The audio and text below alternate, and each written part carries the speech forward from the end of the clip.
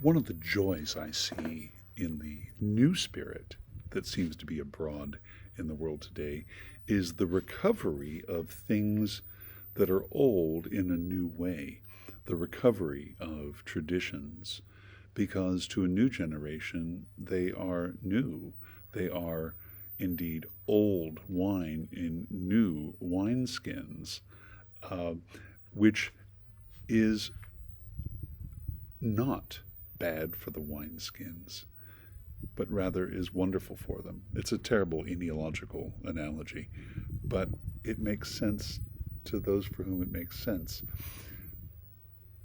There is a spirit abroad today that younger people, I don't know how old that is, but it's younger than I am, and yet I feel a part of this, are seeking mystery and wonder and awe and answers that are not expressed in aphorisms when they search for faith. Well, so am I. And today is the traditionally vigil of the feast of the St. James the Apostle.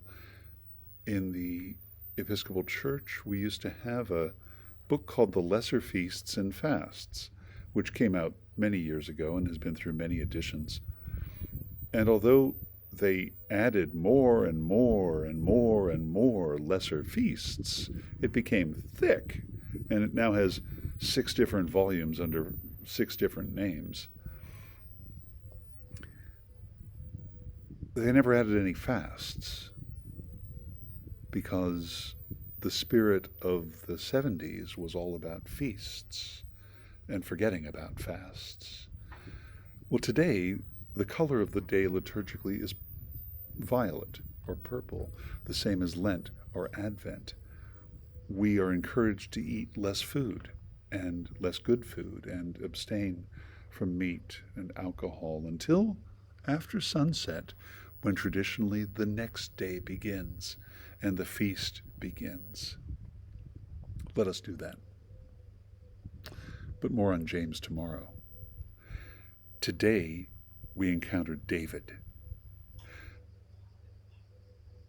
Absalom has gone off the rails. He has built the trust of many of the people, and he's threatening the very throne of David. And David gets to the point where he realizes his situation in Jerusalem is untenable, and he gathers together his men, leaving 10 women behind to mind the house, and he gets out of town. More on David's dilemma in a moment. Because I think we all have been in that situation where we don't know what to do to fix a situation. It's unfixable. And yet we stay in it and we get damaged by it. David knew when to get out. And by getting out, he won. By getting out, he fixed it. We'll get back to that. In the gospel reading for this, the vigil of an apostle, we hear John's words echoed throughout his gospel and the epistles of John.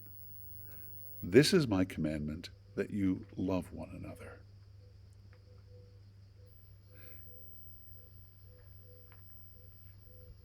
In logic class, taken many, many years ago, we learned that you can prove anything if you assume a false premise, and if you're free and easy with your conclusions. For example, we learned in mathematics, if A equals B and B equals C, then A equals C. It's the transitive property, I think, of something. Right? Okay, fine. We can and do make arguments all the time to justify what we want to be true. Not what actually is true, but what we want to be true. I'll give you an example. I want bears to be infallible. You know, those things that menace your garbage cans in the country. I want those bears to be infallible, and I'll prove to you that they are. Bears, as we all know, poop in the woods. All people who go camping, by necessity, poop in the woods. The Pope is infallible. Pope John Paul II loved to go camping. Therefore, bears are infallible.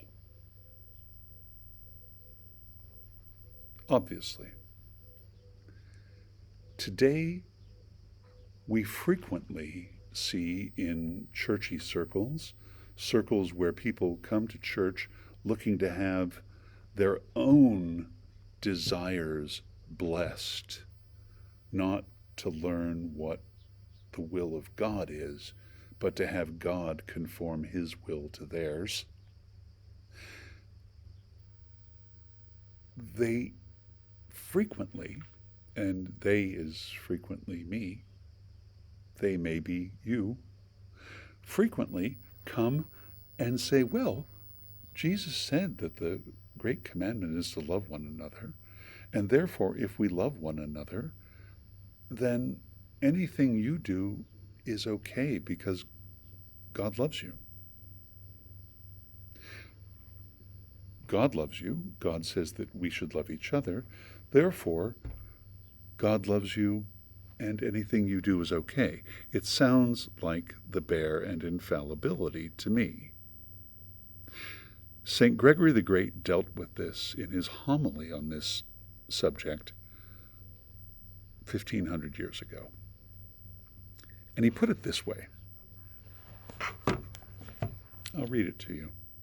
Not in its completeness, but part of it.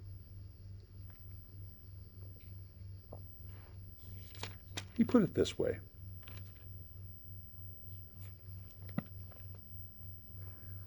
The Holy Scriptures are full of the Lord's commandments.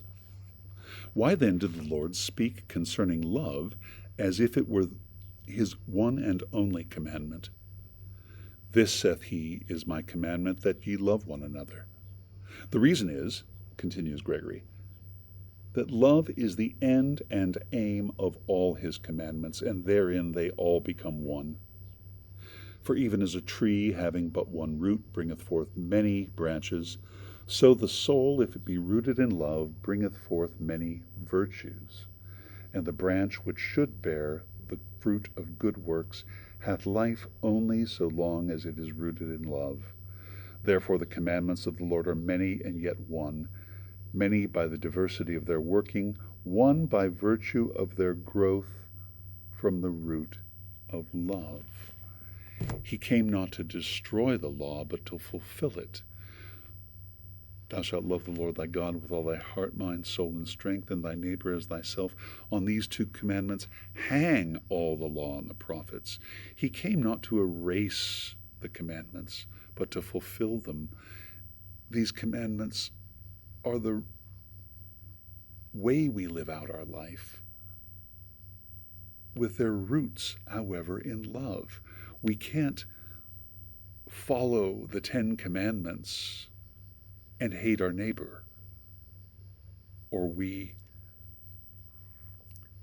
make a mockery of our following of the commandments.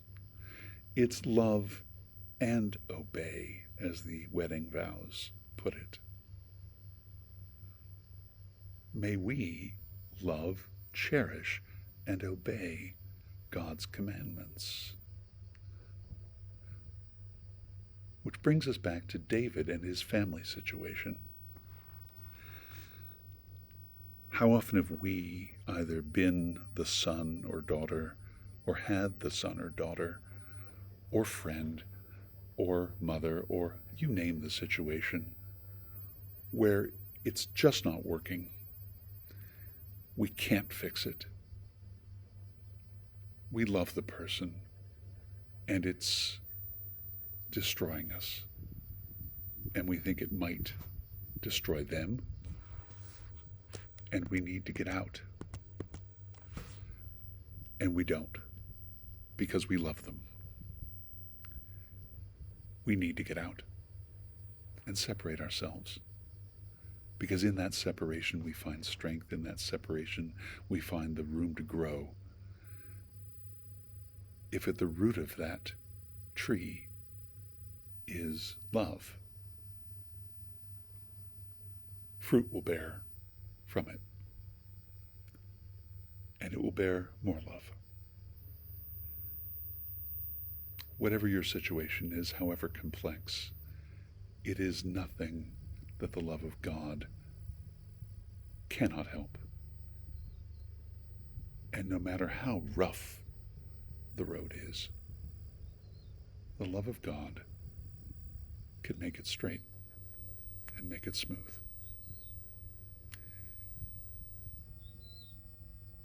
May God bless you today, and may you be a blessing this day to others.